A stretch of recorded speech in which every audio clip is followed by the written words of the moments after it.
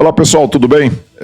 Ontem aconteceu uma coisa muito grave. A Jovem Pan ela foi censurada pelo TSE. Eu vi muita gente falando que ontem era um marco da implantação da censura no Brasil. Não. O Brasil já está vivendo sob uma censura já tem algum tempo. Desde quando o Dias Toffoli abriu aquele inquérito do fim do mundo, entregou por Alexandre de Moraes. Tudo de forma ilegal. E o Alexandre de Moraes vem fazendo essa perseguição a todas as pessoas que ele não gosta ou que é de um espectro político, um espectro político que é diferente do seu e dos seus apaniguados, porque o Alexandre de Moraes é uma cria do ninho tucano, e hoje nós temos o Geraldo Alckmin como vice do Lula. Então ele começou a perseguir todo mundo ali naquele tal inquérito do fim do mundo, que foi chamado inquérito do fim do mundo por nada mais nada menos que o então ministro do Supremo Tribunal Federal, Marco Aurélio Mello, hoje aposentado. E ontem chegou ao ápice da perseguição. Eles vinham perseguindo youtubers, eles vinham perseguindo canais menores, perseguiram o Terça Livre, apesar de ser um canal que não é grande, mas tinha ali vários empregados e ficaram todos desempregados, e hoje o Alan dos Santos está foragido nos Estados Unidos. Teve o Oswaldo Eustáquio, que foi preso e hoje vive numa cadeira de rodas. Nós tivemos várias e várias perseguições. Daniel Silveira, como deputado federal, foi preso. Teve as suas contas nas redes sociais todas excluídas, todas banidas. As contas da esposa do Daniel Silveira foram banidas. A conta bancária da esposa do Daniel Silveira foi bloqueada. E aí tem gente que está falando que ontem foi implantada a censura aqui no Brasil. O pior de tudo não é ver a censura acontecendo na nossa cara em pleno ano de 2022. O pior é ver as pessoas que ficavam criticando o regime militar, que tinha censura, hoje aplaudindo uma censura pior do que aconteceu durante o regime militar. Vou mostrar aqui para vocês no site da UOL, aqui na página do Fefito, acho que vocês conhecem o Fefito, trabalhou na Jovem Pan. O Fefito diz o seguinte: com medo do TSE, Jovem Pan orienta comentaristas a parar de xingar Lula. Então você vê que o Fefito ele está aplaudindo a censura contra a Jovem Pan. Um cara que já trabalhou, inclusive, lá na Jovem Pan. Ele está aplaudindo porque a Jovem Pan orientou os comentaristas a parar de xingar o Lula. A Jovem Pan depois emitiu uma nota dizendo que não foi orientada, não. Foi uma ordem do Alexandre de Moraes, uma ordem do Tribunal Superior Eleitoral, que eles parassem de falar que o Lula é um ex-presidiário, ou que o Lula é um ladrão, ou que é um corrupto. Parassem de falar sob pena, inclusive, de multa. Então, a Jovem Pan foi proibida, seus jornalistas foram proibidos de falar aquilo que eles pensam e aquilo que é verdade, porque falar que o Lula é um ex-presidiário não é nenhuma mentira. Ele era um presidiário e agora é um ex-presidiário porque ele foi descondenado. Falar que ele é um corrupto também não é mentira. Ele foi condenado em 3 instâncias por corrupção. Falar que ele é um ladrão, um modo de falar, né? Porque, na verdade, ele agiu de forma a montar uma quadrilha para roubar o país inteiro. E, então, ele é um grande corrupto, é o líder de uma organização criminosa. Mas aí o povo chama ele de ladrão, inclusive eu chamo ele de ladrão, porque ele roubou o país inteiro.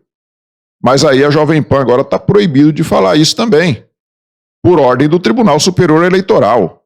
Será que o Tribunal Superior Eleitoral mandaria a CNN ou a Globo pararem de falar mal também do presidente Jair Bolsonaro? Com certeza não. Pode entrar lá o grupo de advogados do presidente Jair Bolsonaro, pode entrar lá no TSE, no mesmo TSE, e pedir então para que se proíba a CNN e a Globo de usarem alguns termos que eles usam lá contra o presidente Bolsonaro, para ver se ele vai atender, se ele vai ter a mesma isonomia. É lógico que não. E para finalizar, eu vou deixar aqui para vocês um áudio do Dr. Olavo Pellegrina, que é comentarista da Rádio Jovem Pan, lá de Bauru, e ele define muito bem o momento que nós estamos vivendo. Ouçam o áudio aí, que vocês vão ver a gravidade que é tudo que nós estamos passando. Peço que inscrevam-se no canal, dê o seu like, façam seus comentários aí e assistam o vídeo aí até o final. Fiquem todos com Deus, tchau. Júnior, que momento é esse, hein, Olavo? Deu uma entrevista na segunda-feira, no Pânico. Quem, Olavo? Perdão? Leda Nagli, Ok. a jornalista Leda Nagli, e disse assim: eu não imaginei que na mesma vida eu encontraria dois momentos em que estaria sob censura, né? Nós experimentamos já a censura no nosso país, a esquerda lutou fortemente nos anos de 88 para que na nossa Constituição a censura fosse vedada, para que a livre manifestação do pensamento não fosse impedida, para que a criminalização do pensamento não acontecesse. Mas estamos nós vivendo um período de criminalização do pensamento. Amigo ouvinte, a censura trata as pessoas como intelectualmente incapazes. Ela nos relega, nos coloca, nos leva, nos traduz como intelectualmente incapazes. A censura diz assim: a população só pode ouvir isso, aquilo e aquilo outro. 1, 2 e 3, a população não pode saber. Lembra na Coreia do Norte, amigo ouvinte? Você lembra lá, na Coreia do Norte, em que não se pode, alguns temas são proibidos, não são passíveis de conhecimento da população, não se pode acessar a internet no exterior? É mais ou menos isso. Lá nos anos 80, havia um filme, Je vous salue Marie, um filme, amigo ouvinte, que foi proibido, foi censurado no país.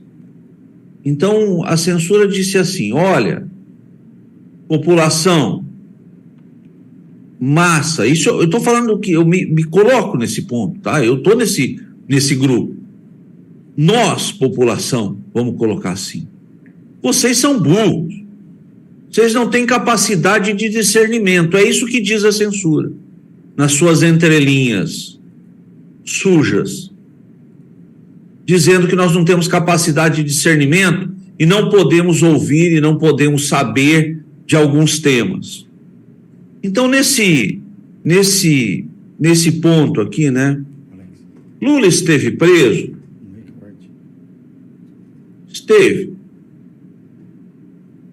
Lula foi descondenado? Responde. Quem desvia dinheiro de uma petroleira recebe qual adjetivo? Quem se corrompe é o quê? Quem lidera uma organização que explora uma empresa petrolífera é o quê?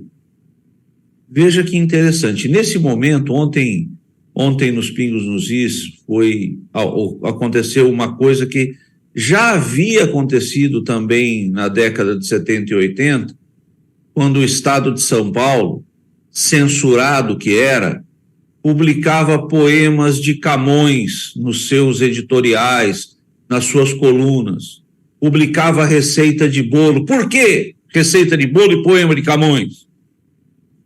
Porque a notícia verdadeira, que deveria estar naquele espaço, havia sido censurada.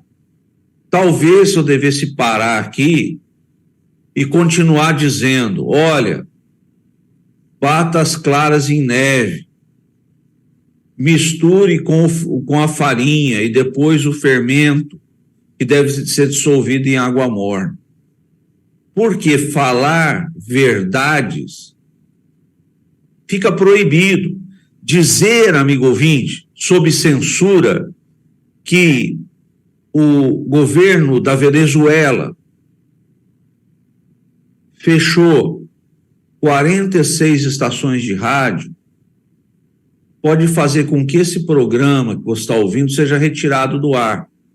Esse programa aqui seja retirado, seja desmonetizado, seja retirado da plataforma. Mas o Colégio Nacional de Jornalistas da Venezuela denunciou no sábado, dia 15, o fechamento de 46 estações de rádio. Amigo ouvinte, se nós continuarmos falando a verdade para você, nós podemos ser multados, quiçá presos e quiçá, eventualmente, sofrer um fechamento. É o ápice do absurdo, é a beira do fim do mundo. Nós somos tratados, nós somos humilhados como população, como seres incapazes de discernir. Sabe como funciona num país livre, amigo ouvinte? Muda o dial. Não está gostando do que está ouvindo? Muda de emissora. Aqui não. Aqui um sensor, um inquisitor, ele diz o que você pode ouvir e o que você não pode ouvir. Amigo ouvinte, a minha profissão é de advogado. E advogados não calam. Advogados não calam. Morreremos, continuaremos e falaremos a verdade a todo o tempo. A todo o tempo. A verdade é o que nos move. A verdade é o que nos leva para frente. A censura é a vergonha. E tudo isso termina num ponto em que nós decidiremos o destino do nosso país nessas eleições.